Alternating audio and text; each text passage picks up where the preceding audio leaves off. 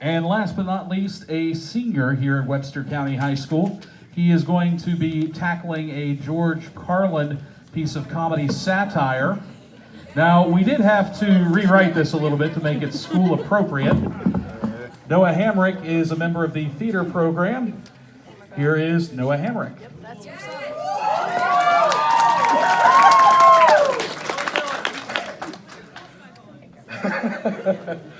This is a piece by George Carlin, and this is an excerpt from one of his many shows that he put on. I have named the piece Uncle Dave. I have absolutely no sympathy for human beings whatsoever. None. And no matter what kind of problems humans are facing, whether it's natural or man-made, I always hope it gets worse. Don't you? Don't you have a part of you that secretly wishes everything gets worse? Let's take, for instance, the spring floods in the Midwest. Aren't they great? Like clockwork, spring floods in the Midwest. But I'm starting to notice, I'm starting to catch on that every year, it is the same story. Another flood in the same place with the same people on the same river. The same people, and these people will not move. They do not move. They repaint, put down new carpet, and they move right back into the same house in a floodplain. But then they wonder, my grandma's floating down the river with a parakeet on her head for the 4th time. There is no learning curve with these people. It's very hard to feel sorry for them. It's the same rowboats out there paddling around and rescuing a chicken. What kind of life is that? Well, our kids love it here.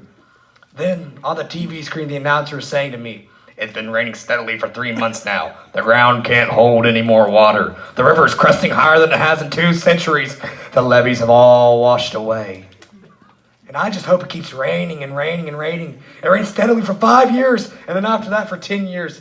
It's cloudy with occasional showers, and the river never returns to its original banks. And the borders of 3 states have to be changed, and no one's couch ever completely dries out. For years and years, every time they sit down, there's always that little squish. Man, Linda, come on in, you guys. Have a seat. Squish, squish. I like that. And I always hope, no matter how small the original problem is, it's just going to grow into bigger and bigger proportions that can completely out of control. I'll give you a concrete example. Let's say a water main in downtown Los Angeles breaks and floods an electrical substation, knocking out all the traffic lights and tying up the city. And emergency vehicles can't get through. And at the same time, one of those month-long global heat waves is coming along. But there's no there's no air conditioning. And there's no water for sanitation. So cholera, smallpox, dysentery, typhoid break out, and thousands of people start dying in the streets. But before they die, parasites eat their brains, and they go completely crazy. And they storm the hospital, and the hospital can't handle all these casualties. So these people, they get mad, and they set the hospital on fire, and the flames drive them even crazier. So they start stabbing social workers and garbage men. And a big wind comes along, and the entire city goes up in flames, and the people who are still healthy, well, they get mad at the sick people and start crucifying them, nailing their crosses, trying their underwear, shit like that. So, then everybody smokes crack and PCP, and they march on City Hall, where they burn the mayor at the stake and strangle his wife. And at this point, it looks like things are going to start getting out of hand. So, everybody panics and tries to leave the city at the same time, and they trample each other to death by the thousands in the streets, and wild dogs eat their corpses. And the wild dogs chase the rest of the people down the highway, and one by one, the dogs pick off the old people and the slow people because they're in the fast lane, where they don't belong. If you're old or if you're slow, get over on the right.